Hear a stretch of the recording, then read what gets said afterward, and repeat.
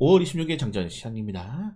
자, 이번 주 월요일 뉴욕 증시는 현충일로 휴장에 돌입합니다. 결국 국내에 있는 일정 이슈가 시장에 영향을 미칠 가능성이 매우 높은데, 이번 주 TV 3차 토론 그리고 사전 투표가 있습니다. 네, 정치적인 리스크가 극에 달하는, 그리고 다음 주 대선 투표예요, 여러분들.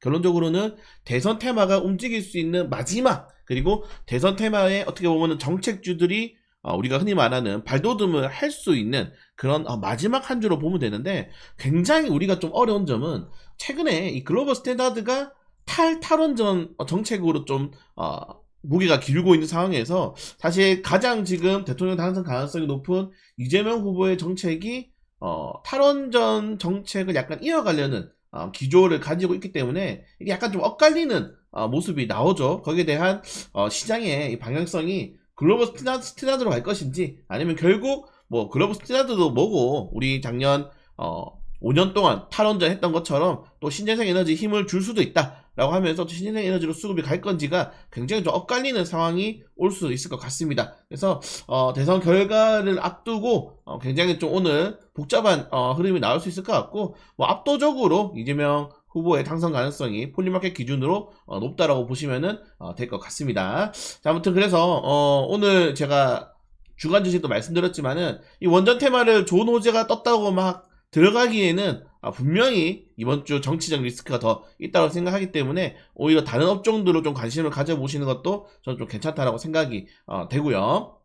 그리고 미국이 우리나라의 비관세 장벽에 대한 해소를 공식적으로 요구를 했습니다. 이 관세라는 게 여러분들 우리가 흔히 말하는 뭐 자동차라든가 흔히 말하는 주력 상품들이죠. 무역에 대한 주력 상품들인데, 요걸 제외하고 뭐 보시는 것처럼 30개월 미만 소고기 수입 제한, 뭐 수입차 배출가스 규제, 구글의 정밀지도 반출 제약, 이게 막 정말 주도적인 관세뿐만 아니고 관세를 조금 넘어가는 그런 수입품에도 장벽에 대한 해소를 요구했기 때문에, 어떻게 보면은 미국과 이제 협상을 이제 우리가 7월 달부터 시작하지 않습니까? 앞두고 본격적으로 협상에 대한 이런 리스트들이 업데이트 되고 있지 않을까, 이렇게 생각됩니다. 여기서 우리가 봐야 될 점은 역시 30개월령 미만 소고기 수입 제한이 만약에 풀릴 경우에는 또 미트박스 소고기 수입 관련 테마주들이 좀 오를 수 있다는 점들을 확인하시면 될 것 같고요. 자, 한국은행이 이번 주 이제 금융통화위원회 금리 인하에 대한 좀 시그널을 어떻게 보낼 건지는 좀 애매합니다. 전문가들은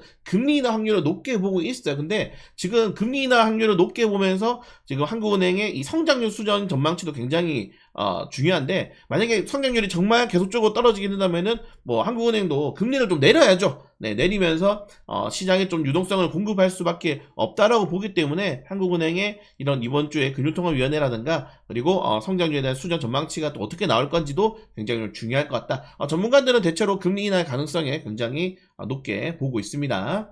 네, 그걸 제외하고는 뭐 이번 주 월요일 날 이제 뉴욕 증시가 휴장을 하기 때문에 오로지 국내 증시의 수급으로 인해서 시장의 움직일 가능성이 좀 매우 높은데, 일단은 뭐 탈원전에 대한 기대감들 굉장히 높은 상황입니다. 네, 보시는 것처럼 주요국의 원전 확대가 뭐 스웨덴, 덴마크, 여기에 독일까지 탈원전에 대해서 정책을 또 고민을 하고 있는 상황이고, 보시는 것처럼 뭐 나는 뉴클리어, 오클로, 뉴스케이파워, 카메코 여기 나오지 않았지만 다른 이런 원전 관련 테마주들도 굉장히 큰 폭의 탄력이 나왔기 때문에 원전 관련 테마주들에 대한 투자 심리는 굉장히 좀 살아날 수 있지 않을까 좀 보고 있는데, 아까 말씀드린 것처럼 대선 뒤에는 이제 그게 또 꺾일 수 있기 때문에 이번 주가 좀 굉장히 변동성이 높은 정치 테마주의 한 주가 될 수 있다는 점들 다시 한번 여러분들 확인하셔야 됩니다. 트럼프 대통령의 민코인에 거액 투자자 행사를 했죠. 네, 한국인들을 또 초청을 했는데, 뭐 여기 주요 한 2명, 3명 정도가 초청됐는데 뭐 따로 뭐 얼굴 올려드리지 않은 것 같고, 확실히 트럼프 대통령이 코인에 대해서는 좀 진심인 것 같다.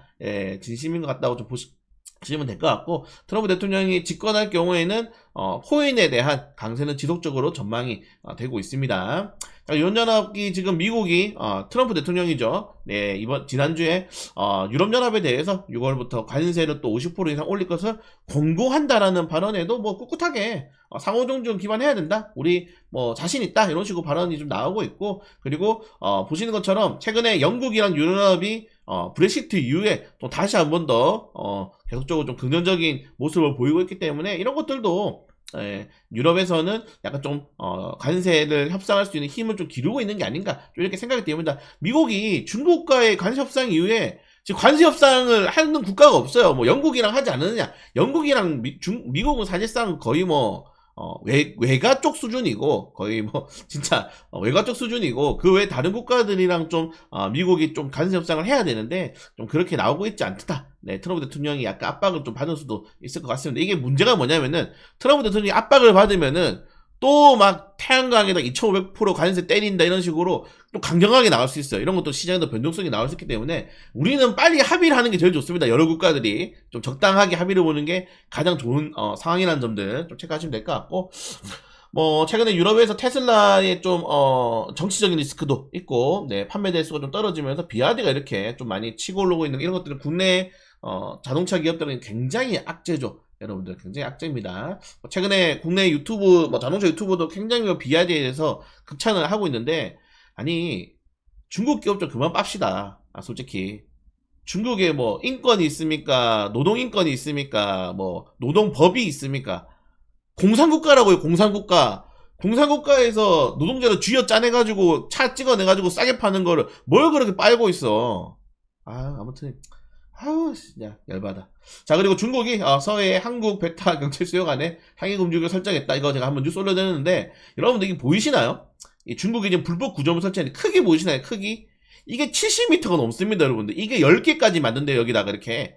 그럼 생각해보세요. 여기다 콘크리트 부으면은 군사기지입니다.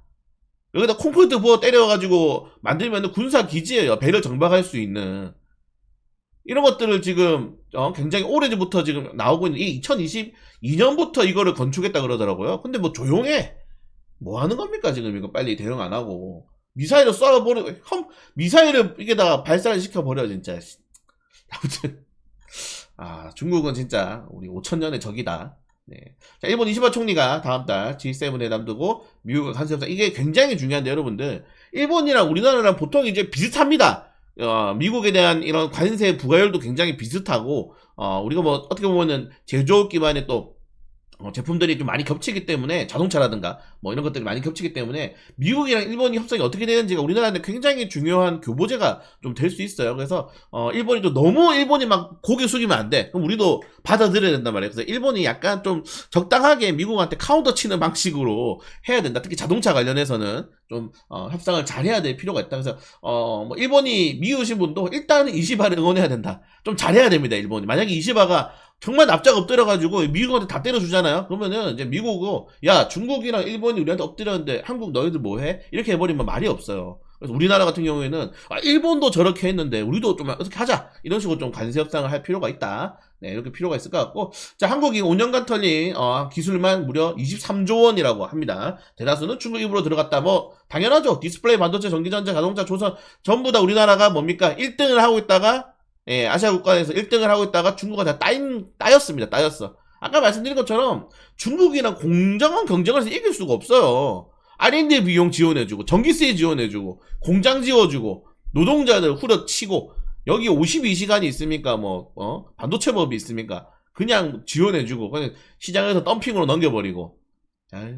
갑자기 욕 나오네요. 자, 아무튼 그런 내용이 있고, 자, 한국인이 지금 미국 빅테크 기업들이 구조조정을 하면서 한국인들의 인재가 굉장히 많이 나왔음에도 불구하고 한국에 나온다고 합니다. 사실 실리콘밸리 임금이 워낙에 높지 않습니까? 그래서 이런 것들도 두뇌 유출 지수가 높아지고 있다. 네, 두뇌 유출이 계속적으로 확대가 되고 있습니다. 저는 뭐 국민들, 뭐 백성들, 뭐 이게 나라를 바꾼다는 말에 동의하지 않아요. 천재가 나라를 먹여 살린다는 말에 굉장히 저는 동의하는 사람인데, 아니 상식적으로 생각해보세요 여러분들. 삼성, 현대, 뭐 대우, 뭐 우리가 흔히 말해서 정말 창업주들 얼마나 천재였습니까? 미친듯이. 지금 누구 보고 하라 그러면 아무도 못해요. 네, 근데 그런 것도 해낸 사람들이 현재 대기업을 어떻게 보면 만들었고, 물론 여기에 뭐 정부의 지원도 우리나라도 있었고 과거이긴 하지만은, 근데 정말 천재가 안 나오고 있는 것 같습니다. 최근에 이제 한국에 좀 빅테크, 우리가 만약에 대기업이 뭐냐 아니 물어봤을 때 카카오 쪽팔리죠. 외국에서 외화벌이 하나도 못하는 기업이에요. 그러니까 지금 우리나라에는 내수기장밖에 안 돼. 뭐 배달의 민족 독일에다가 훌쩍 팔아 넘겨버리고 시장 교란시키고. 네, 그러니까 차라리 쿠팡 이런 거 응원하는 게 맞다. 근데 쿠팡도 악덕 기업이긴 해. 근데 쿠팡은 그래도 외화벌이를 하려고 하고 있지 않습니까, 열심히.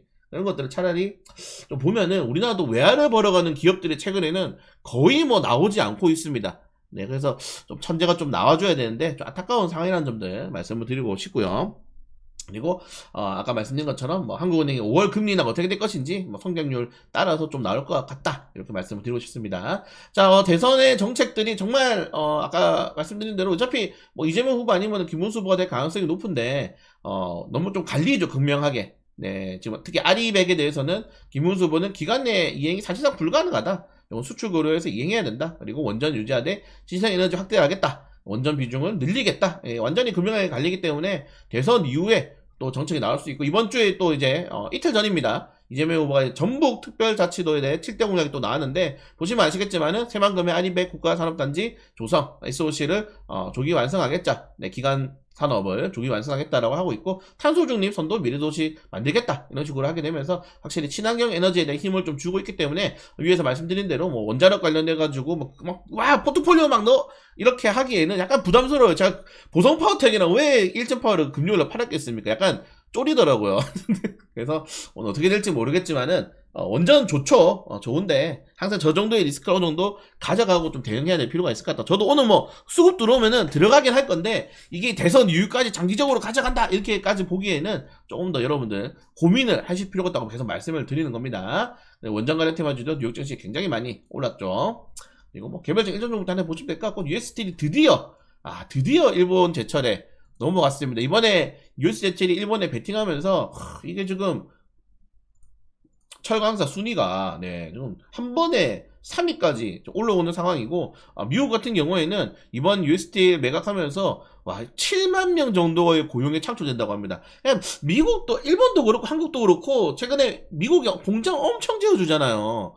엄청 지어주는데, 이거 만약에 진짜 한국에다가 만약에 공장들 다 지어줬으면은 우리도 참 고용 창출이 많이 됐을 건데, 트럼프의 좀 입김이 빡세긴 합니다, 여러분들. 네, 무려 140억 달러를 베팅을 하면서 인수를 했는데, 이렇게 되면 이제 일본에 또 이제 교두보가 또 마련이 되는 거죠. 왜냐면은 미국 같은 경우에는 여러분 제조 산업이 없어요. 그러니까 미국에서 자동차를 만약에 만들려 그러면은 자동차가 뭐 똑하니 나오는 게 아니잖아요. 타이어도 필요하고 엔진도 필요하고 뭐 외관 알루미늄도 필요하고 거기 들어오는 플라스틱도 필요하고 철강도 필요한데, 미국에는 그런 산업이 없어. 없어요, 지금. 없어서 이제 시작해야 하는 단계인데, 그래서 일본도 미국에서 뭐 또 만들려고 하니까 이게 없다 이거야, 철강 그게. 그래서 이번에 USDT를 인수하면서 미국에서 입지를 좀 확대하겠다, 이런 정도의 정책으로 보시면 될 것 같습니다. 자, 그리고 오늘 개별적 일정 종목 중에 우리가 봐야 될 거는 삼성전자가 2028년부터 반도체 유리기판을 쓴다, 이런 내용이 나왔는데, 이때 딱 뉴스 나왔을 때 그때 상한가를 갔던 게 PI입니다. PI랑 자비스가 제가 알기로는 삼성전자랑 협상을 공급 납품을 준비하고 있는 걸로 알고 있어요. PIM이랑 자비스. 그래서 삼성전기는 그냥 그 유리기 파는 애들이고, 그래서 좀 변동성 높은 거 싫어하시면 삼성전기가 많고, 나머지 뭐 필옵틱스, 태성, 뭐 JNTC, YCK 같은 경우에는 필옵틱스가 일단 대장, 그리고 그 다음에 태성, 나머지 돌아갑니다. 이렇게 돌아가기 때문에 뭐 유리기 판도 오늘은 잘 뽑아야 되지 않을까, 이렇게 말씀을 좀 드리고 싶습니다. 그리고 SK 뭐 텔레콤, SK 삼립, 특히 SPC 삼립 같은 경우에는 최근에 사망자가 좀 많이 나는데, 그러니까 저는 이렇게 말씀드리고 싶어요. 사망자가 나올 수 있다니까. 사실 여러분들 뭐 사업하시는 분도 아시겠지만은 오너가 모든 걸 해결할 수 있는 게 아니에요. 아무리 뭘 잘해도, 뭘 어떻게 잘하고 조심하더라도 우리가 흔히 말 현장에서는 사고가 날 수밖에 없어. 사람이 하는 일이잖아요. 근데 저는 늘 말씀드리는 게 사후 대처가 진짜 별로입니다. 맨날 숨기려고 그러고, 사망자 가족들이랑 협상해가지고 언론에 안 알리려고 그러고, 이런 것들이 저는 문제라고 오히려 보는 겁니다. 네, 그래서 보시는 것처럼 끼임새가 계속 발생하잖아요. 이것도 기계에다가 안전장치를 추가하면은 충분히 대응할 수 있는 건데, 이게 그런 것들 하게 되면 속도가 느려질 수 있고, 이런 것 때문에 문제가 생기는 거기 때문에. 근데 여러분들 우리나라 SPC 없이 살 수 있겠습니까? 불매운동은 불가능하다. 아무리 사람이 죽어나가도 한국에서는 불매운동은 절대 힘들다는 것들이 좀 아쉬운 단계입니다. 자, 오늘 미국 증시 현충일, 영국 증시도 스프링뱅크 홀리데이로 휴장을 하게 됩니다. 그리고 뭐 개별적 일주 종목들 이렇게 좀 많으니까 하나씩 보시면 될 것 같고, 네, 결론은 그겁니다. 오늘 에너지 테마가 어디로 갈 것인지. 저는 이제 올해 상반기까지도 무조건 에너지라고 보거든요. 그러니까 이번 대선에서는 키워드가 하나예요. AI인데, 그 AI 에너지 어디서 가져올 거냐? 이 얘기밖에 안 하고 있어요, 지금 여러분, 대선 토론에서도. 이게 정말 중요하단 겁니다. 그래서 만약에 오늘 또 신재생 에너지가 또 과대납폭이 나왔다 생각해서 반등이 나올 수도 있는 거고, 아니면은 뭐 트럼프 대통령의 호재로 인해서 또 어제 금요일에 이어서 연속으로 나올 수 있는 건데, 아무도 몰라요, 뭐가 올라갈지. 둘 다 명분이 있습니다. 맹분이. 그렇기 때문에 오늘도 뽑기를 좀 잘 해보도록 하겠습니다.